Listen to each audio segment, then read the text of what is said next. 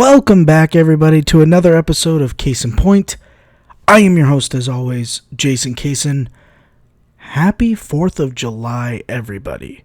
I hope everyone has some pretty sweet plans, hanging out with the fam or the friends, and gonna have some fun, lay back.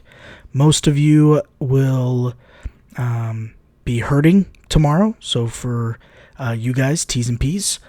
But for those of you that are going to be smart or have to work, I am sorry. Hopefully this will help you get through your 4th of July or help you recoup after the amazing 4th of July you had yesterday if you're listening to this show on the 5th or after. We have sports back, people. I apologize for the time between episodes. This was not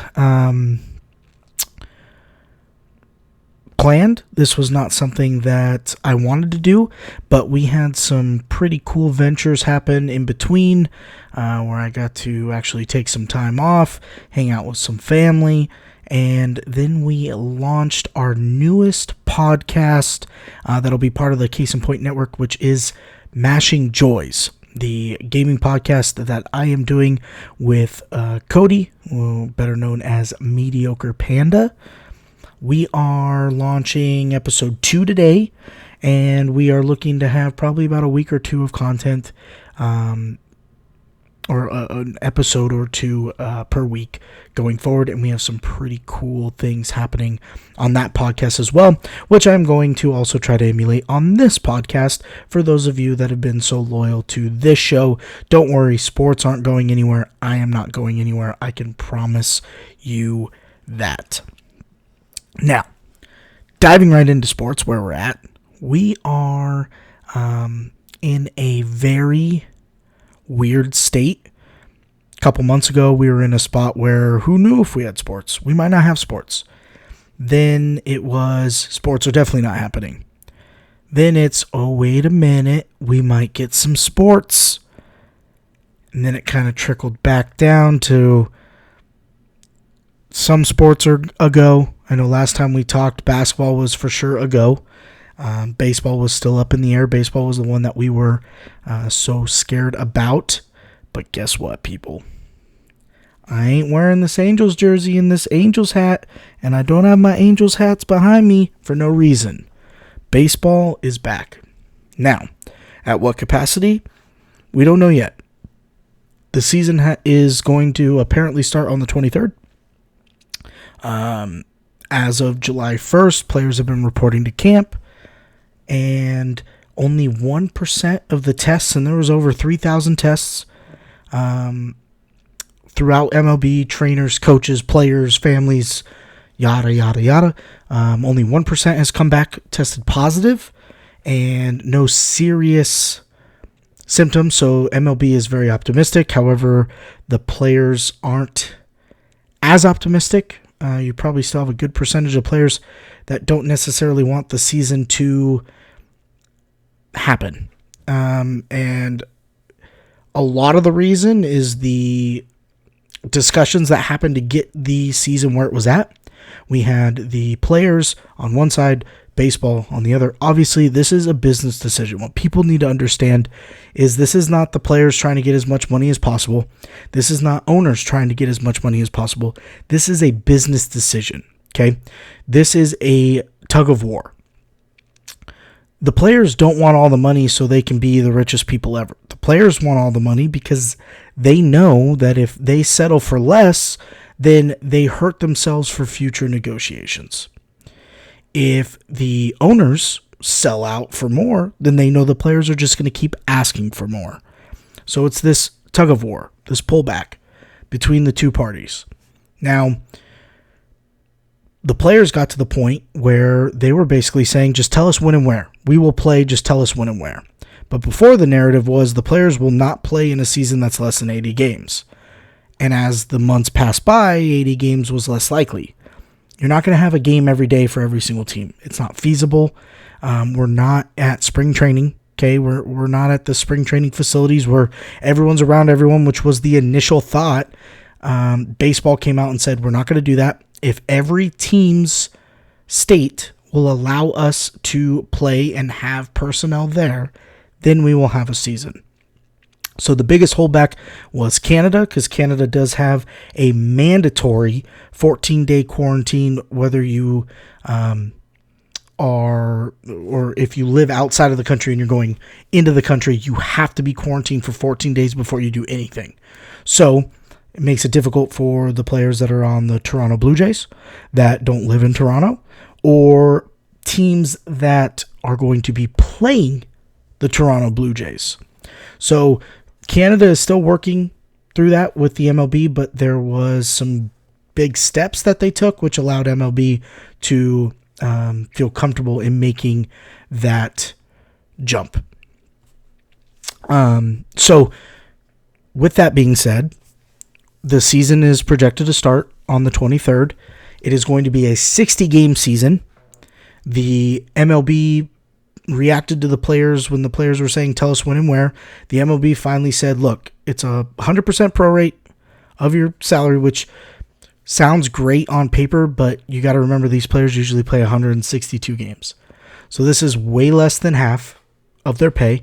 Plus, the prorate's going to include all the deductions from the TV deals and the media deals. A lot of your contract is based off of the money the teams make from these TV deals and these radio deals. Well, since that's cut in half, you're also going to get a portion cut out of that from your salary. So these players aren't going to make anywhere near their salary, but it is still going to be a good chunk of money. So for those of you that are out there that are saying, oh, you play baseball, you have the best job in the world, just shut up and play. You can have that opinion, and that's fine, but you also have to understand that no player, aside from guys that are in the minors, which if that's your thought process, why don't you go look at guys, what they make in single A, double A, and triple A. These guys that are trying to make these rosters, well, now they've had their season cut short or completely cut, and now they don't have that opportunity. But you can have that opinion, but most of the big time players aren't going to say, oh, I'm not going to play because, I'm already a millionaire. I don't need to make this extra money. These players see it as, why am I going to go out and deal with a deduction of salary when I'm putting out a product that's going to be worth more than double what I'm going to get paid? And what I mean by that is, just because the teams aren't making the money because of TV deals and radio deals and so on and so forth, they're not paid out by ratings. They're paid out by volume. Okay, how many games they can get out to certain networks. Most of these deals are signed and agreed upon before ratings even come out, paid out before ratings come out, which allows the salary cap to increase, which allows teams to pay players. So these players know baseball's been gone for almost a year now. We're coming up on a year shortly, 4 months away from a year. So we're 2/3 of the way through no baseball. The fans that are going to be watching on TV, there's going to be a lot of them. Okay. Merchandise is probably going to go up once the season starts. You're going to have a lot of things that are tied with MLB as far as sponsoring ads, things of that nature that are going to increase. And these players aren't going to get a proper cut because they're already getting their pay deducted by a large lump sum. And a lot of these players are still fairly young. You have guys that are, these superstars, they're not even 30 yet. So they're just starting families. You got guys that are, congrats to Garrett Cole and his family. They just had their baby. I know Mike Trout and his family, they're expecting a baby in August.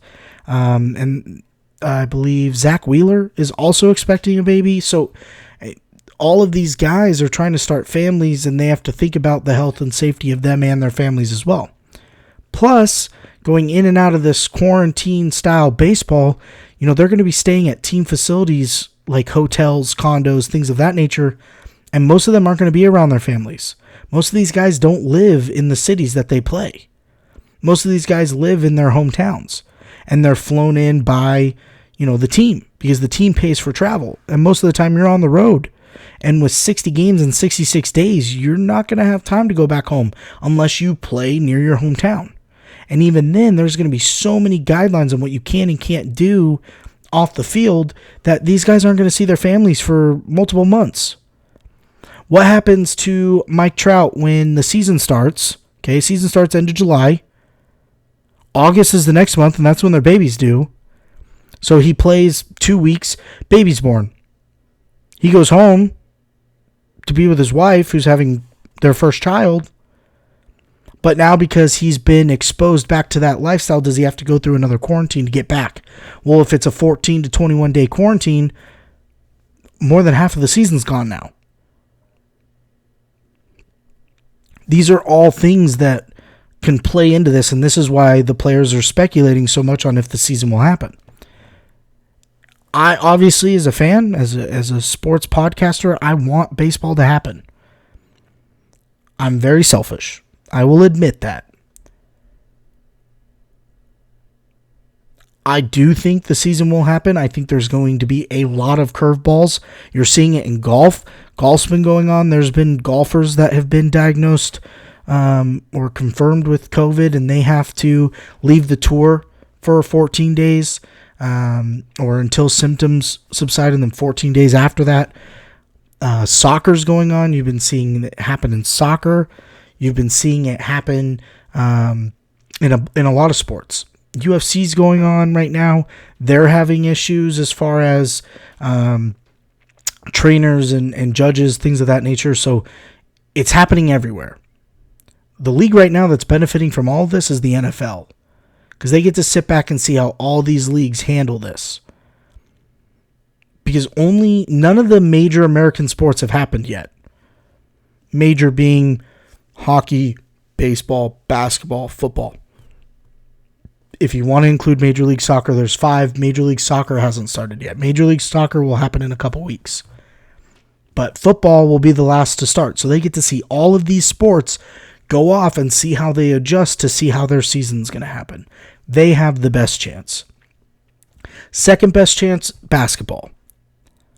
Basketball, they're still doing the Walt Disney World experience, where they're going to do the 22 team 8-game season and then do the 16 seed tournament, where they're not going to have divisions or anything like that. They're going to stay in Orlando.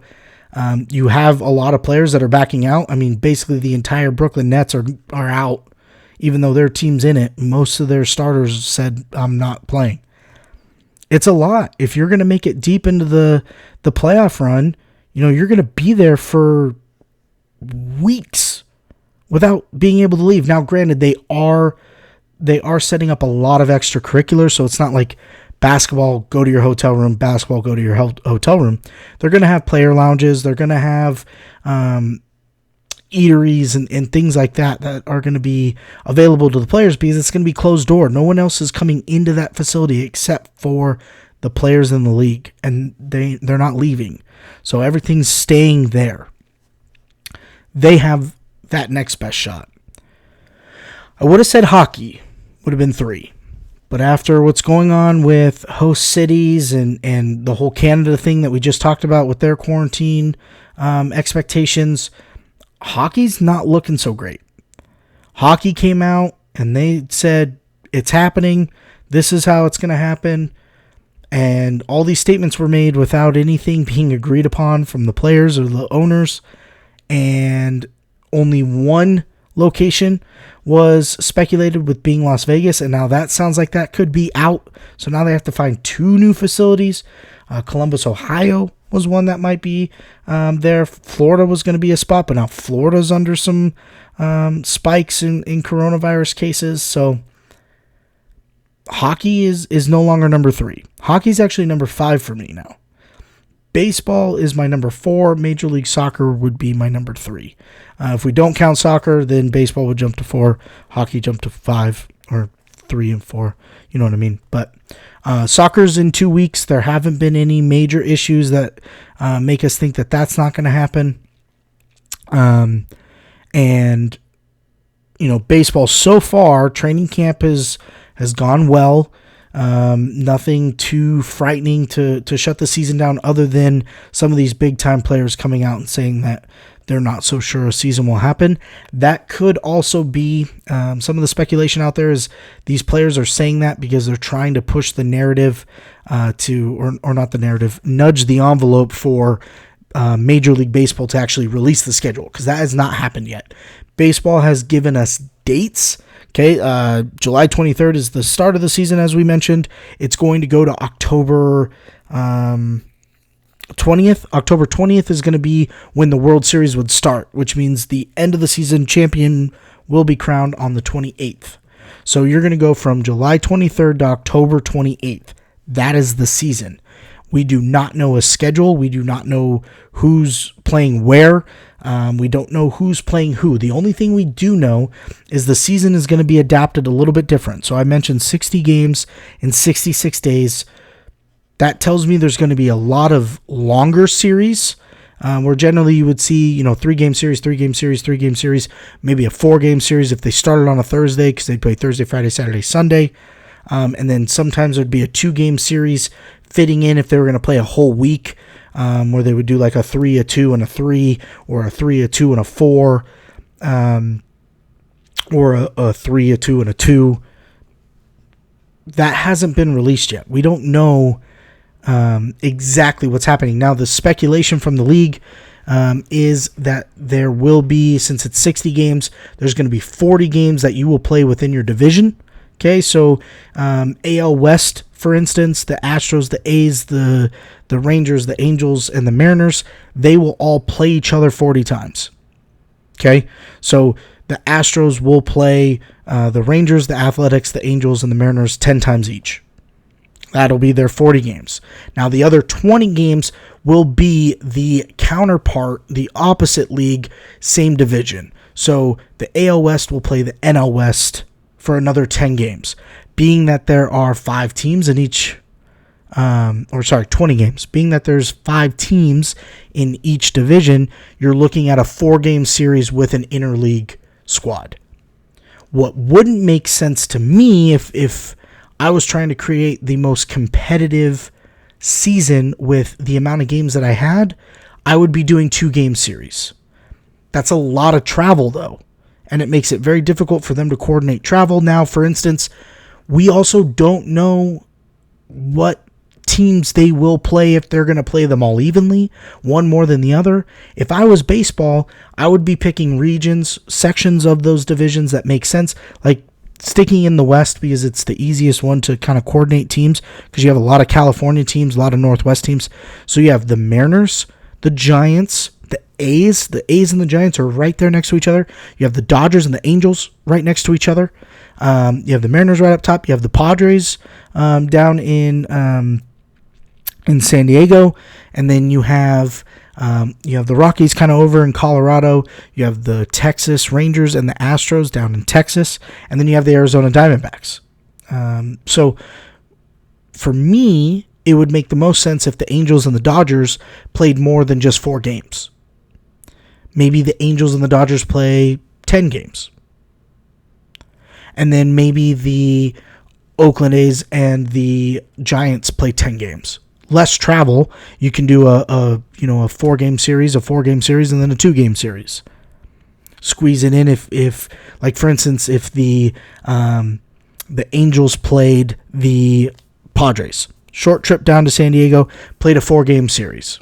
Okay, there's 4 games. Then they come back home and they play the Astros in town. So they play the Astros. They have 1 day of travel. Then they play the Astros for 4 games straight. Right after that, instead of taking a break or anything, the Dodgers could be right across the freeway and they could do a quick 2-game series. And then they could go to the Dodgers for 2 games, and then they can go back home, play a 3 or 4-game series against the Mariners who are in town, and then the Dodgers can come to them for a 2-game series. All of these things haven't been coordinated yet. And that's what the players are waiting on, which is why all the speculation's coming out that these players are trying to create that narrative to kind of push the envelope for the league to make their decision and actually put out a true schedule. Now, it also could fall in line where if this schedule comes out and the players are like, yeah, no, I'm not traveling that much, then they're in a bad spot. Because now they have to try to make the players happy. What will not happen, I don't want to say will not, but I do not think will happen. I do not see the players in the league going through another negotiation. This is basically stamped, sealed, signed, delivered. Whatever the league puts out, that's what they're going to do. And the players that aren't on board, they're gone. Not gone, like done, but they're just not going to play this season. It's not going to be majority of the league would like this changed. And the MLB goes, okay, let's discuss it. No, it's going to be, the MLB is going to release it. This is what's happening. This is where you need to be. You can either report there or you don't report there. Simple as that. The other thing that could also happen that's not being talked about is if games are, if teams are closer than other teams that are in their division. For instance, a team like, who's a good example? Perfect example is the Philadelphia, Boston, New York area. All of those states are very tight and close. You could see the Pirates and the Mets playing, but they're not in the AL Central. They're in the NL East playing each other, and the Pirates aren't in the AL East, they're in the NL Central. The Washington Nationals, same there. Baltimore, Boston, New York, Pittsburgh. The Philadelphia Phillies. All of those teams are pretty close. I mean, those teams are closer together than, let's say, the Texas Rangers and the Seattle Mariners. But they're in the same West. Or the Arizona Diamondbacks and the Seattle Mariners. So, travel is going to be a big part of this.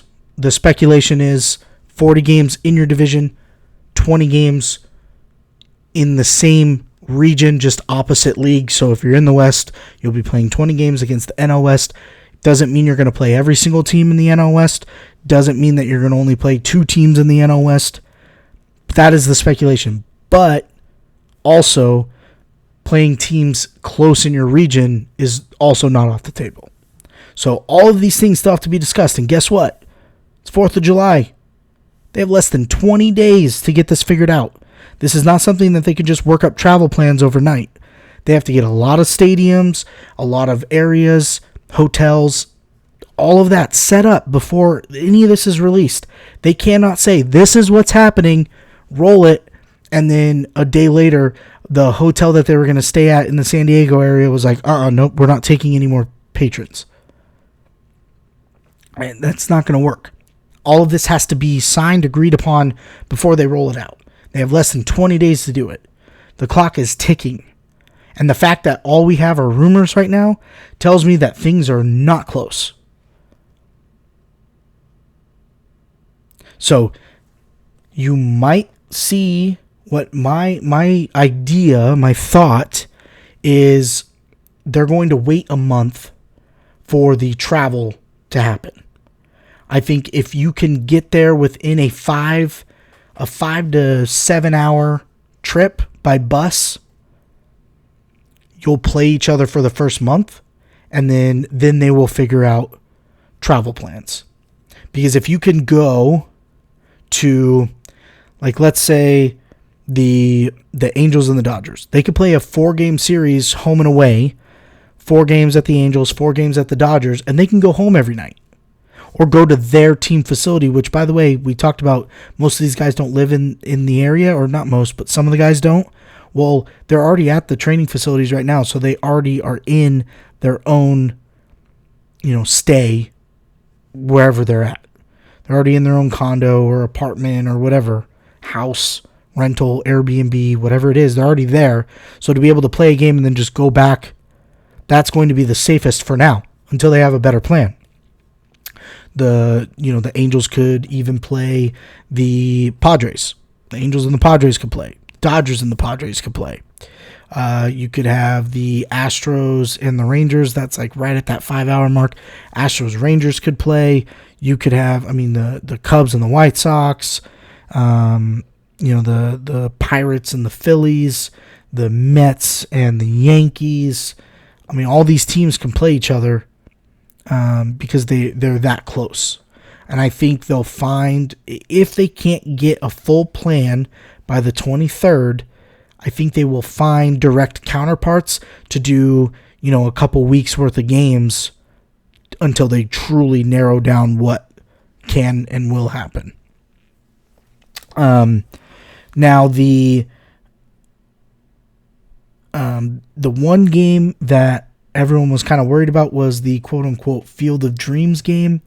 This was a game that was supposed to happen on August 13th. This was going to be between the Yankees and the White Sox. It was going to happen in Iowa at the field that was filmed, or that Field of Dreams was filmed. And they were going to do a big event where obviously fans would come watch, and they'd have a TV crew, and it would be this cool, nostalgic event. They announced that it's actually still going to happen. They do not have plans to cancel it, reschedule it. It's going to go off same date. The only difference is the teams playing in it. They're going to remove the Yankees from it and add the Cardinals. Obviously, we just talked about the interleague play, Central to Central, West to West, East to East.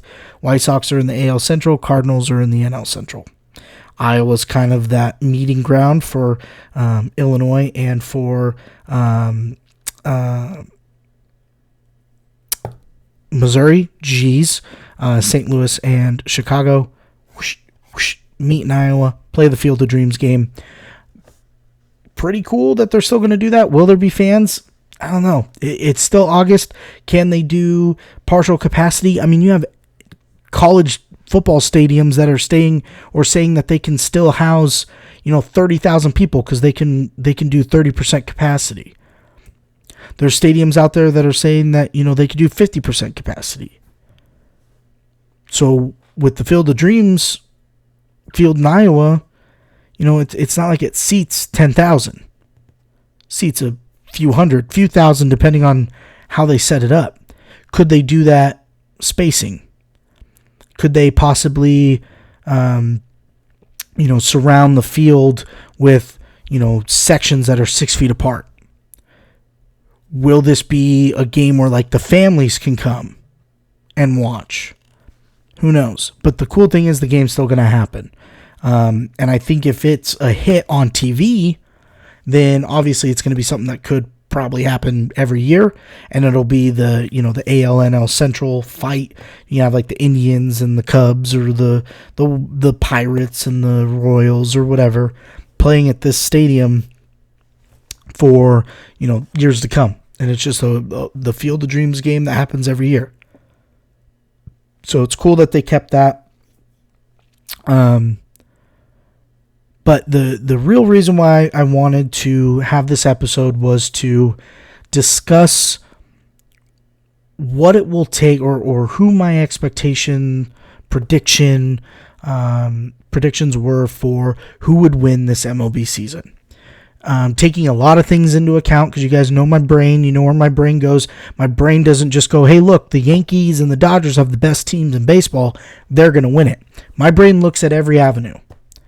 Let's rewind to last season. The Washington Nationals won the World Series. After 60 games, the Nationals weren't even in the playoff discussion.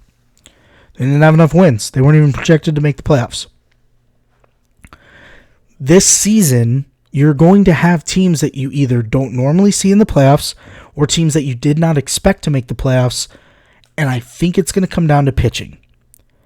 Think about starters over the course of 162 games. They're going to pitch once every 5 to 6 days, depending on the arm. Depending on the rotation, do they have a 4, 5, or 6 man staff?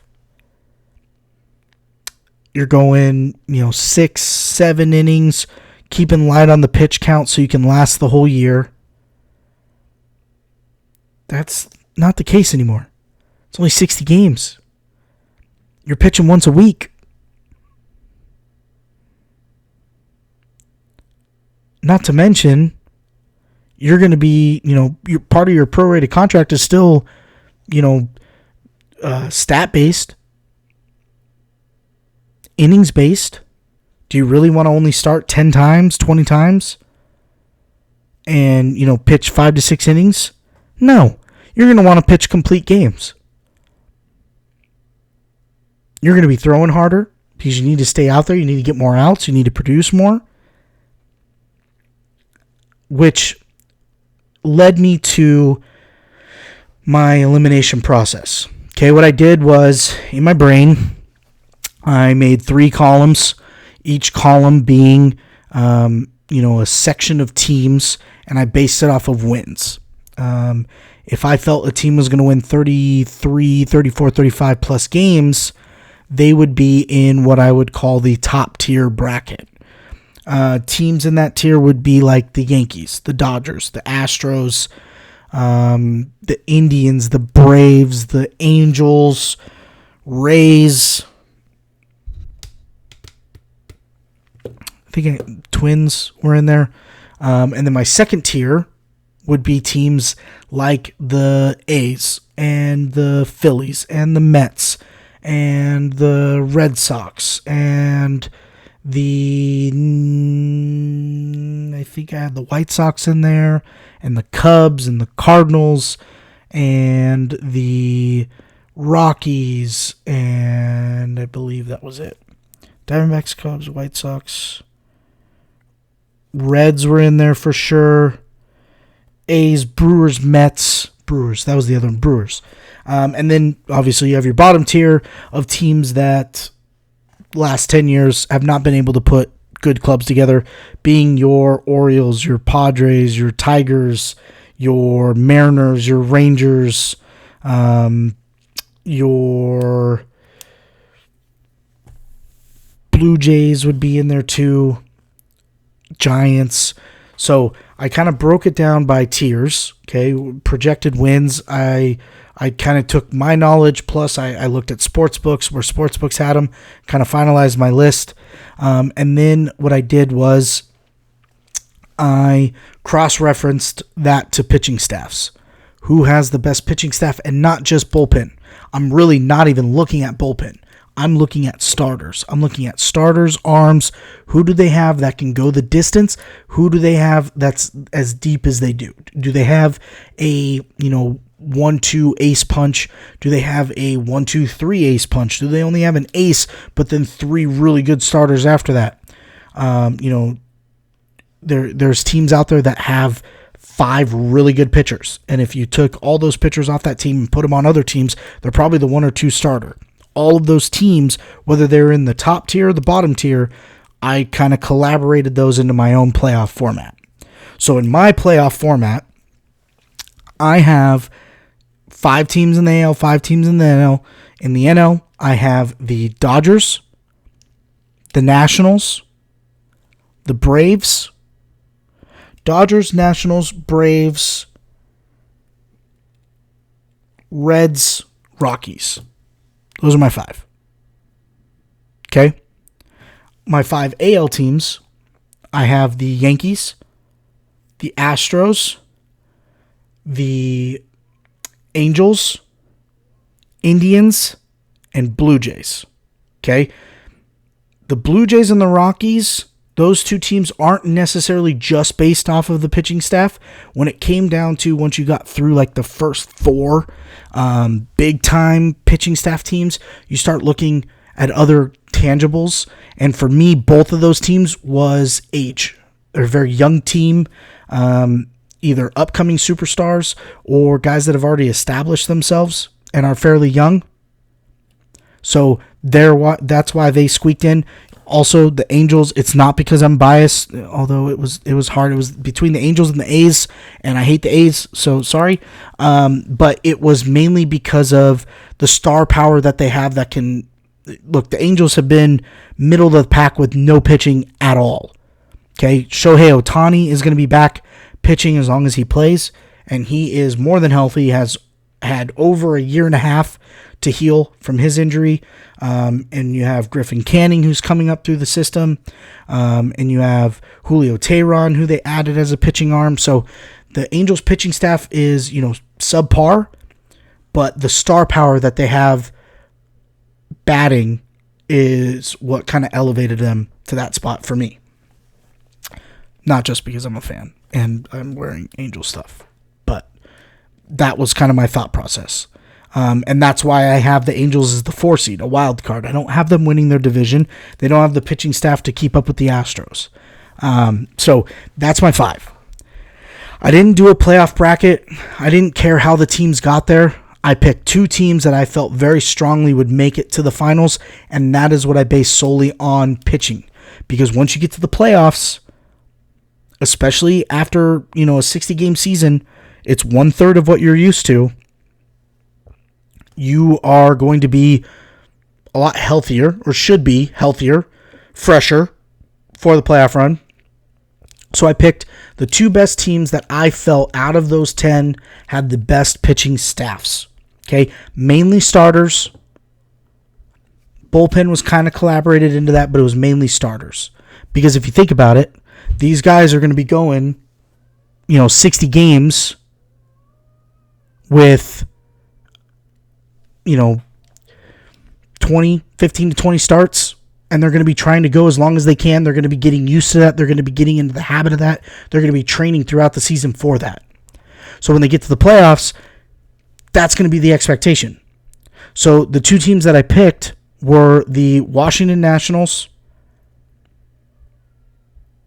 and suspense, build up, as my son's probably stomping upstairs. That's why I keep getting freaked out.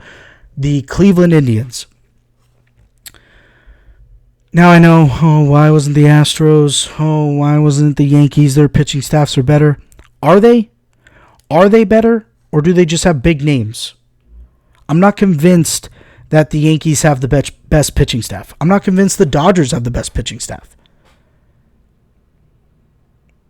I'm not convinced that the Astros have the best pitching staff.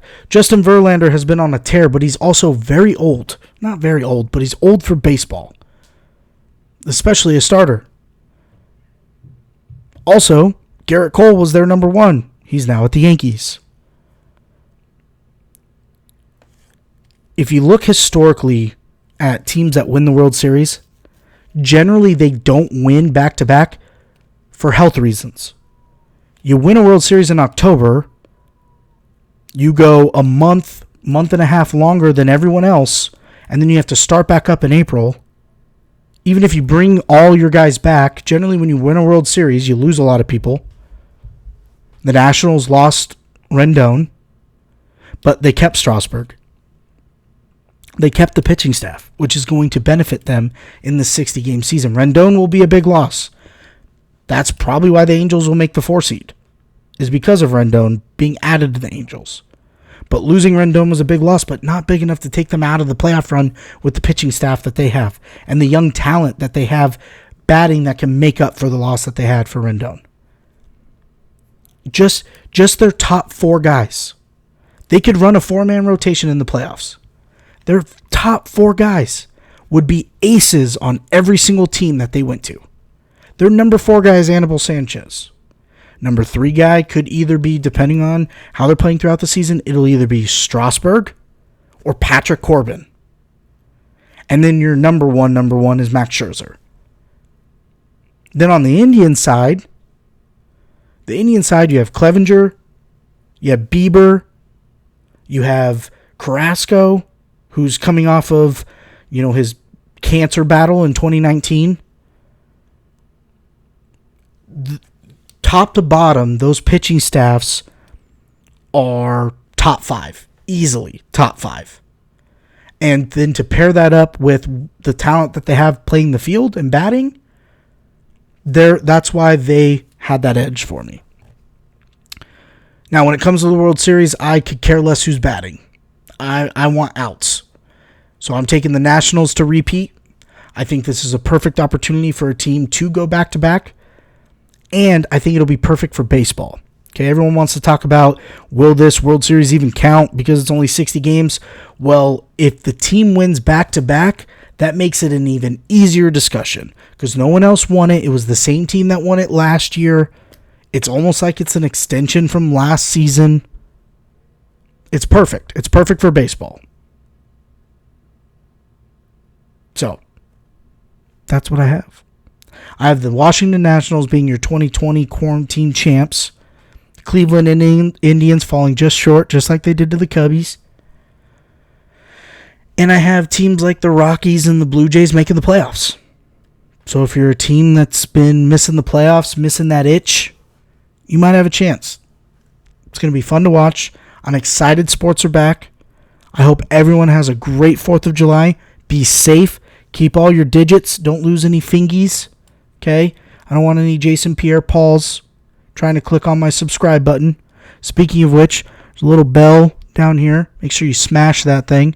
Give me a little thumbs up if you could. Comment, share it with some people. Let's spread the love. Let's get excited for sports being back. I can't wait for everything that's coming up. Thank you guys for listening and supporting. I love you. If you disagree with my quarantine playoffs, hit me in the comments section. Let's talk about it. I'm always down to have that conversation. But other than that, go light some fireworks, kick your feet up, have a beer, eat a hot dog, maybe some apple pie, watch some reruns of baseball if you have to get by.